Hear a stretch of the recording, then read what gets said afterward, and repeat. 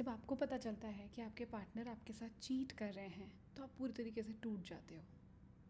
आपको समझ नहीं आता कि अब मैं क्या करूं। अगर आप भी ऐसे किसी स्थिति से गुजर रहे हो या गुजर चुके हो तो ये वीडियो आपके लिए है। ब्लेम के लिए नहीं, शेम के लिए नहीं, बस आपको उस सिचुएशन को हैंडल करने की मदद करने के लिए स्टेप बाय स्टेप। हाय, मेरा नाम अविशा अवस्थी है। मैं एक रिलेशनशिप और एम्पावरमेंट कोच हूँ और इन वीडियोस के थ्रू आपके लिए बहुत सारी प्रैक्टिकल और पोर्टेबल एडवाइस लाती हूँ जो आप इमीडिएटली अपनी लाइफ में अप्लाई कर सकते हैं। सबसे पहले let's talk about the emotional storm that you are feeling.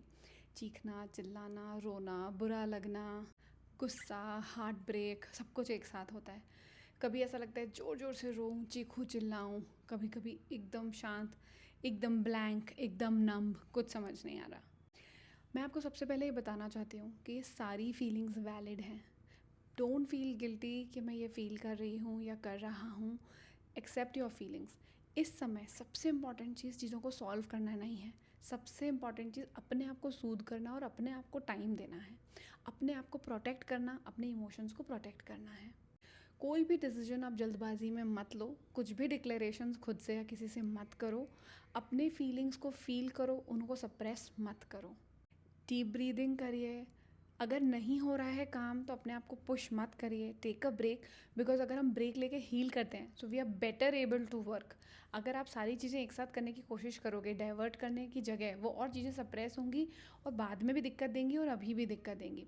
And the best is you talk to somebody जो आपको ये सारी चीज़ों की बातें सुनकर सूद कर सके, सुन सके आपकी बातें नॉन जजमेंटली और आपका सपोर्ट कर सके, कह सके कि हाँ आपकी फीलिंग्स वैलिड है। चाहे वो कोई थेरेपिस्ट हो, आपके घर के कोई बड़े हों, आपके कोई ऐसे समझदार मैच्योर दोस्त हों, पर इनको निकालना बहुत ज़रूरी है। अगर आप नहीं निकालोगे तो आप ओवर थिंकिंग के ट्रैप में और ज़्यादा फंसते जाओगे। सबसे पहले तो सही सवाल पूछो। इनफिडेलिटी एक सिर्फ एक्ट नहीं होता है, उसके पीछे बहुत सारे कारण होते हैं, तो उसके पीछे के कारण समझना बहुत ज़रूरी है। इसके लिए अपने आप से ये सवाल पूछें, क्या ये इनफिडेलिटी इमोशनल था या फिजिकल? क्या ये एक बार हुआ है या ये पैटर्न है? क्या वो ट्रूली सॉरी फील कर रहे हैं, गलती एक्सेप्ट कर रहे हैं और चेंज होना चाहते हैं? एंड सबसे इम्पॉर्टेंट पॉइंट नंबर 4, क्या मैं इस रिलेशनशिप को अब कंटिन्यू करना चाहती हूँ या चाहता हूँ? आपकी क्लैरिटी ही आपकी सबसे बड़ी स्ट्रेंथ है। तो थोड़ा सा समय देके, फीलिंग्स एक्सप्रेस करके, किसी साथ शेयर करके, आपको पार्ट 2 में ये करना है कि आपको ये क्लैरिटी लानी है इन सवालों के जवाब देके। अब आपके पास 2 रास्ते हैं और दोनों ही वैलिड हैं, पर आपको 2 रास्तों में से कोई एक रास्ता चुनना पड़ेगा। एक रास्ता कि आप इस रिलेशनशिप में रहना चाहते हैं, अपने पार्टनर को माफ़ करना चाहते हैं, इन चीज़ों को फॉरगिव फॉरगेट लेट गो करना चाहते हैं। और दूसरा रास्ता है कि आप इस चीज़ को भूल कर मूव ऑन करना चाहते हैं और इस रिलेशनशिप में कंटिन्यू नहीं करना चाहते। और अगर आप ऑप्शन नंबर 2 चुनते हैं, मतलब इस रिलेशनशिप को एंड करके आप अब मूव ऑन करना चाहते हैं, तब कुछ पॉइंट्स आपको कंसिडर करना चाहिए। सबसे पहले, आप वीक नहीं हो, आप ब्रेव हो। अगर आप ये कॉल लेते हो तो एक सोचा समझा निर्णय होना चाहिए। इस निर्णय को लेने के पहले आप उन सारे फैक्टर्स को कंसिडर करें कि आप इस निर्णय को बाद में रिग्रेट ना करें। एक बार अगर आपने निर्णय ले लिया, then you have to be brave enough to choose it, no matter what the consequences are. Number 2, आपको ये समझना है कि आपकी वर्थ, आपकी सेल्फ वर्थ, आपका सेल्फ कॉन्फिडेंस, आपका सेल्फ लव किसी और के एक्शन पे डिफाइन नहीं होना चाहिए। किसी ने आपके साथ बुरा करा तो आप खराब हो, इसको एसोसिएट करना बहुत आसान है, पर आप ये इस चीज़ को ध्यान रखना कि ऐसा नहीं है। You can restart. और आपकी लाइफ में जो ख़राब चीज़ होती है, हम उस पर इतना ज़्यादा फोकस करते हैं, मुझे चीट करा, मुझे चीट करा, और हम उस चीज़ को हील ही नहीं होने देते हैं। इस चीटिंग को आप ज़िंदगी में जितना लंबा लेके जाओगे, इस इनफिडेलिटी को जितना लंबा लेके जाओगे, उतना ही आपके लाइफ पे इम्पैक्ट करेगा।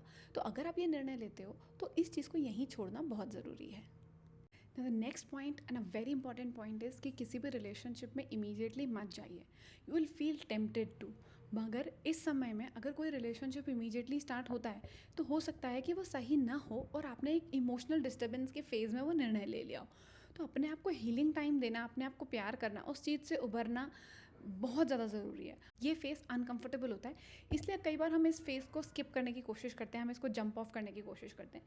But I as a relationship coach would advise you कि go through that pain and heal it and then come out. Number 4, अपना कॉन्फिडेंस दोबारा बिल्ड करिए। धीरे धीरे होगा, बट बिल्ड दैट कॉन्फिडेंस। क्यों? क्योंकि अभी आपने अपनी सेल्फ आइडेंटिटी, अपना सेल्फ कॉन्फिडेंस उस व्यक्ति के अराउंड बना के रखा था, और आपके अंदर ये फीलिंग आ रही होगी कि मेरे साथ ऐसा क्यों करा, मैं ही क्यों, मैंने ये करा उसके बाद ऐसा हुआ, वैसा करा उसके बाद ऐसा हुआ। ये सारे थॉट्स आपके दिमाग में घूम रहे होंगे।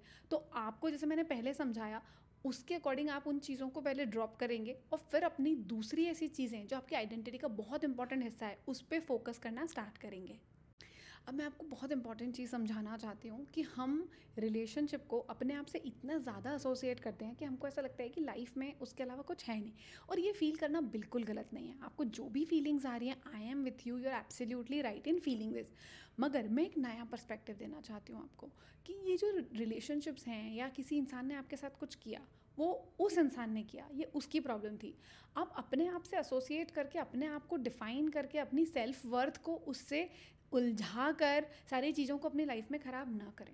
इनफिडेलिटी के बाद अगर हम उस रिश्ते में रहते हैं या बाहर आते हैं, तो उसको, उसकी जो ख़राब होने की मात्रा है वो इस बात पे निर्भर करती है कि आप उस इंसिडेंट के बारे में कितना ज़्यादा सोच रहे हैं, कितना हील नहीं कर रहे। अगर आप उस पार्टनर के साथ हैं तो इसको संग में हील करना बहुत ज़रूरी है, और उस पार्टनर का आपको सपोर्ट करना बहुत ज़रूरी है। पर अगर आप उस पार्टनर के साथ में नहीं हैं, तब इस केस के अंदर आपको सेल्फ हील करना बहुत ज़रूरी है। और शायद वो जो खालीपन है वो आपको परेशान करेगा। अगर आप पार्टनर के साथ हैं तो शायद जो गुस्सा है वो आपको परेशान करेगा। In both the cases you have to deal with your emotions, and I would suggest taking help of anybody. You can contact with me also via Facebook, Instagram, और आप मुझे कमेंट्स में बता सकते हैं, तो आप मुझसे भी थेरेपी सेशंस ले सकते हैं।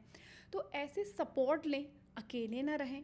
आइसोलेट जब तक होना है हों, पर फिर उसके बाद में बाहर आएँ। तो आप एक स्टेप्स को जो मैंने आपको बताई, आप इनको फॉलो करो। This is a short video, बहुत डिटेल में आपको चीज़ें नहीं बताई हैं, मगर आप इन चीज़ों को फॉलो करेंगे तो this would be a guideline to help you come out of it, and you will definitely come out.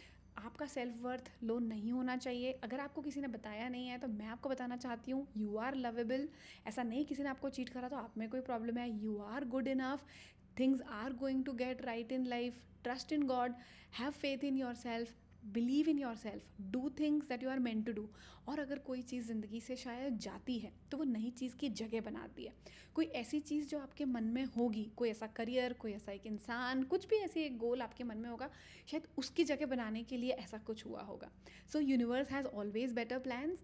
I am with you, universe is with you, and now it's your job to be with yourself. अगर आपने मेरे channel को अभी तक subscribe नहीं करा है तब मेरे चैनल को ज़रूर सब्सक्राइब करें। अगर ये वीडियो आपको अच्छा लगा तो उसे लाइक करें, अपने फ्रेंड्स के साथ शेयर करें, और कमेंट्स में मुझे बताइए अपनी स्टोरी, आपको क्या फ़ील होता है, आपको कौन सी चीज़ सबसे अच्छी लगी और किस चीज़ को आप इम्प्लीमेंट करेंगे। Thank you so much for watching.